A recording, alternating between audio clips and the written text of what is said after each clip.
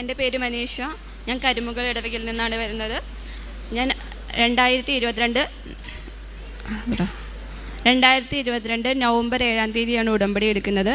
ഞാൻ ഈ അൽത്താരയിൽ നിൽക്കുന്നത് എൻ്റെ അച്ഛന് കിട്ടിയ രോഗസൗഖ്യം പറയാനായിട്ടാണ്. കഴിഞ്ഞ വർഷം 2022 ഡിസംബറിൽ അച്ഛൻ്റെ കാലിൽ ചെറിയൊരു മുള്ളുണ്ട്. അതേ തുടർന്ന് കാലിൽ നന്നായിട്ട് വ്രണം വരികയും നല്ല സ്മെല്ല് ഉണ്ടാവുകയും അത് പഴുക്കുകയും ചെയ്തു. ഞങ്ങൾ അടുത്തുള്ളൊരു ഹോസ്പിറ്റലിലേക്ക് കൊണ്ടുപോയി.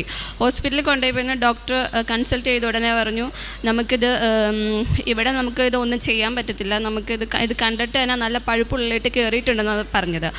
കാരണം ഇത് ഹോസ്പിറ്റലിലേക്ക് ഞങ്ങൾ കൊണ്ടുപോയി. അച്ഛൻ അറിഞ്ഞത് തന്നെ ഒരാഴ്ച ശേഷമാണ് അറിഞ്ഞത്. അച്ഛനൊരു ഷുഗർ പേഷ്യൻ്റാണ്. ഒരു 15 വർഷമായിട്ട് ഷുഗറിന് മരുന്ന് കഴിച്ചുകൊണ്ടിരിക്കുന്ന വ്യക്തിയാണ്. അതുകൊണ്ട് പെട്ടെന്ന് കാലിൽ എന്തെങ്കിലും കൊണ്ടിട്ടുണ്ടെങ്കിൽ അവർക്ക് പെട്ടെന്ന് അറിയാൻ പറ്റത്തില്ല. ഒരാഴ്ച ശേഷമാണ് ഇത് അറിഞ്ഞത്. നേരെ ഞങ്ങൾ മെഡിക്കൽ കോളേജിലോട്ട് പോകും. അവിടെ ഡോക്ടർ നോക്കിക്കഴിഞ്ഞപ്പോൾ ഡോക്ടർ പറഞ്ഞത് നന്നായിട്ട് പഴുപ്പ് ഉള്ളിലേക്ക് കയറിയിട്ടുണ്ട്. നമുക്ക് ഉടനെ തന്നെ ഒരു കാലിൻ്റെ ഉപ്പൂറ്റിയിലാണ്, ഇടത്തെ കാലിൻ്റെ ഉപ്പൂറ്റിയിലാണ്. അത് ഉടനെ തന്നെ ചെറിയൊരു സർജറി നമുക്ക് ചെയ്യേണ്ടി വരും. നമുക്ക് നോക്കിയിട്ടാണ് എന്തെങ്കിലും പറയാൻ പറ്റുള്ളൂ.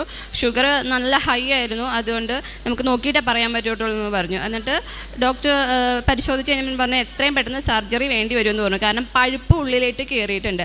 ഷുഗർ ഉള്ളതുകൊണ്ട് പഴുപ്പ് ഉള്ളിലോട്ട് കയറും കാലിൻ്റെ ഉപ്പൂറ്റിയിലുള്ള പഴുപ്പ് പെട്ടെന്ന് കാലിൻ്റെ മേളിലോട്ട് കയറി ശരീരത്തിലുള്ള എല്ലാ അവയവങ്ങളും ിലേട്ടും ബാധിക്കുമെന്ന് പറഞ്ഞു. പിന്നെ ആളെ കിട്ടില്ല എന്നാണ് ഡോക്ടർ പറഞ്ഞു. നമുക്കപ്പോൾ എത്രയും പെട്ടെന്ന് ഡോക്ടർ ഉറപ്പൊന്നും പറഞ്ഞിട്ടില്ല, നമുക്ക് സർജറി ചെയ്യാം, എന്നിട്ട് എന്താണെന്നുള്ളത് നമുക്ക് തീരുമാനിക്കാം, ഉറപ്പെനിക്ക് പറയാൻ പറ്റത്തില്ല എന്നാണ് ഡോക്ടർ പറഞ്ഞത്.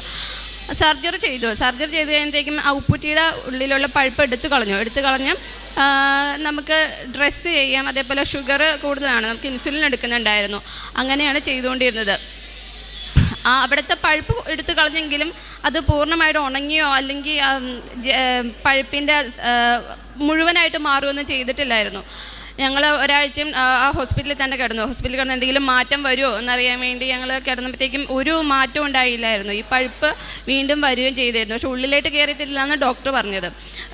അവിടെ വെച്ചുകൊണ്ടിരുന്നിട്ടും കാര്യമില്ല. ഡോക്ടറുടെ ഭാഗത്തു നിന്ന് എന്തെന്ന് പറഞ്ഞിട്ടുണ്ടെങ്കിൽ ഡോക്ടർക്ക് കാല് മുറിച്ച് കളയണം എന്നൊരു ഇത് മാത്രമേ ഉണ്ടായുള്ളൂ. ഡോക്ടർ പറഞ്ഞത് എന്താണെന്ന് വെച്ചിട്ടുണ്ടെങ്കിൽ ഉള്ളിലേക്ക് പഴുപ്പ് ഇനിയും കയറി നമുക്ക് കാല് മുറിക്കണം അങ്ങനെ ഒരു അവസ്ഥയാണ് വരുന്നത്. അല്ലെങ്കിൽ ആളെ കിട്ടൂല എന്നുള്ളൊരു അവസ്ഥയാണ് വന്നത്. ഇവിടെ നിന്ന് കിട്ടിയ നമ്മുടെ വെഞ്ചരിച്ച ഉപ്പും തൈലവും കൊണ്ടുപോയി നല്ല വിശ്വാസത്തോടെ നമ്മുടെ വിശ്വാസ പ്രമാണം പ്രത്യക്ഷീകരണ പ്രാർത്ഥനയും ചൊല്ലി എന്നും കാലിൽ പുരട്ടുമായിരുന്നു. ഒരാഴ്ച കഴിഞ്ഞിട്ടും ഡോക്ടർ ഇത് തന്നെയാണ് പറഞ്ഞത്, നോക്കിയിട്ട് കാല് മുറിച്ച് കളയേണ്ട വരും, പഴുപ്പ് ഉള്ളിലേക്ക് കയറിയിട്ടില്ല, എന്നാലും ഉണങ്ങാത്തതുകൊണ്ട് അവരങ്ങനെയാണ് പറയുന്നത്. ഈ പ്രാർത്ഥന ഞാൻ തുടർന്നുകൊണ്ടിരുന്നു. എനിക്ക് അറിയില്ല ഞാൻ എത്ര വട്ടം പ്രത്യക്ഷീകരണം പ്രാർത്ഥന ചൊല്ലി വിശ്വാസ പ്രമാണം ചൊല്ലിയെന്നൊന്നും എനിക്കറിയില്ല. അതുപോലെ ഞാൻ പ്രാർത്ഥിച്ചു. അതിൻ്റെ ഫലമായിട്ട് ഞാൻ ഡോക്ടറോട് പറഞ്ഞു, ഇനി ഇവിടെ കിടത്തിയിട്ട് കാര്യമൊന്നുമില്ല, ഞങ്ങളുടെ വീട്ടിലേക്ക് കൊണ്ടുപോകാം എന്ന് പറഞ്ഞ് അവിടുന്ന് വഴക്കുണ്ടാക്കി ഞാൻ അച്ഛനെ വീട്ടിലോട്ട് കൊണ്ടുപോയിട്ട് ഞാൻ ചെയ്തത് എന്താണെന്ന് വെച്ചിട്ടുണ്ടെങ്കിൽ വെഞ്ചരിച്ച് ഉപ്പ് വെച്ച് കാല് കഴുകുകയും അതേപോലെ നമ്മുടെ തൈലം വെച്ച് പുരട്ടി പ്രാർത്ഥിക്കുകയാണ് ചെയ്തത്. ഇത് കണ്ടിന്യൂസ് ആയിട്ട് ഞാൻ ചെയ്തുകൊണ്ടിരുന്നു. ഡോക്ടർ പറഞ്ഞത് ഒരാഴ്ച കഴിയുമ്പോഴത്തേക്ക് നിങ്ങൾ അടുത്തുള്ളൊരു ഹോസ്പിറ്റലിൽ പോയിട്ട് നിങ്ങൾ കാണിക്കണം, എന്നിട്ട് പഴുപ്പ് കൂടണ്ടോ എന്ന് അറിയണം, അവരെ കൊണ്ട് ഡ്രസ്സ് ചെയ്യിപ്പിക്കണം, വീട്ടിൽ മാത്രം ഡ്രസ്സ് ചെയ്തെന്നാണ് പറഞ്ഞത്. ഞങ്ങൾ ഒരാഴ്ച അങ്ങനെ കൊണ്ടുപോകാൻ തുടങ്ങി. എന്നിട്ട് അവർ പറഞ്ഞത് എന്താണെന്ന് വെച്ചിട്ടുണ്ടെങ്കിൽ പൂർണ്ണമായിട്ടൊന്നും മാറിയിട്ടില്ല, അത് പറയാൻ പറ്റില്ല എത്ര കാലം ആകുമെന്നൊന്നും. ഇങ്ങനെ ഷുഗർ ഇങ്ങനെ കൂടിയ വ്യക്തികൾക്ക് പെട്ടെന്നൊന്നും പൊറുക്കില്ല, 1 വർഷം 1.5 വർഷമൊക്കെ ആകും ഇത് മാറാനായിട്ടെന്ന് പറഞ്ഞു. കാലിൻ്റെ ഉള്ളിൽ ഇടത്തെ കാലിൻ്റെ ഉപ്പൂറ്റിയുടെ ഉള്ളിൽ ശരിക്കും ഹോളായിരുന്നു. ആ ഹോളിലിട്ടാണ് ഞാൻ നമ്മുടെ വെഞ്ചരിച്ച തൈലും ഉപ്പൊക്കെ വെച്ച് പ്രാർത്ഥിക്കാൻ തുടങ്ങിയത്. അതിൻ്റെ ഫലമായിട്ട് അത് പൂർണ്ണമായിട്ട് ഉടമ്പടി എടുത്ത ശേഷം 2 മാസത്തിന് ശേഷം ആ ഹോള് അവിടെ മാംസം വരികയാണ് ചെയ്തത്.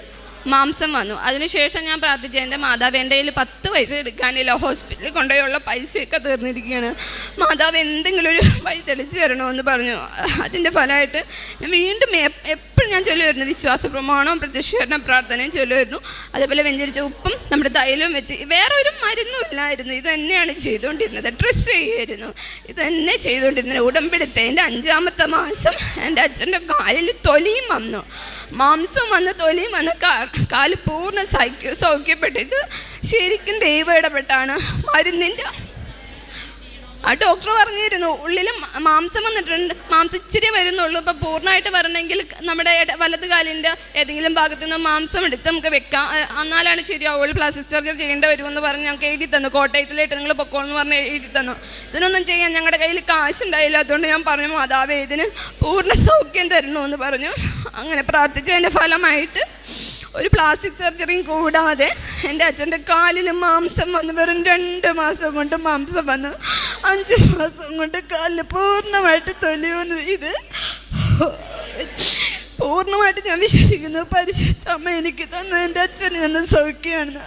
അച്ഛൻ മരിച്ചു പോകുന്നതാണ് ഡോക്ടർ പറഞ്ഞെടുത്ത് ഇന്ന് എൻ്റെ അച്ഛനെ ഈ മുമ്പിൽ കൊണ്ടുവരാൻ പറ്റിയതിന് എൻ്റെ മാതാവിനോട് എൻ്റെ ഈശോയോട് ഞാൻ 1000 നന്ദി പറയുന്നു. യേശയ്യ 40-ാം അധ്യായം 30-31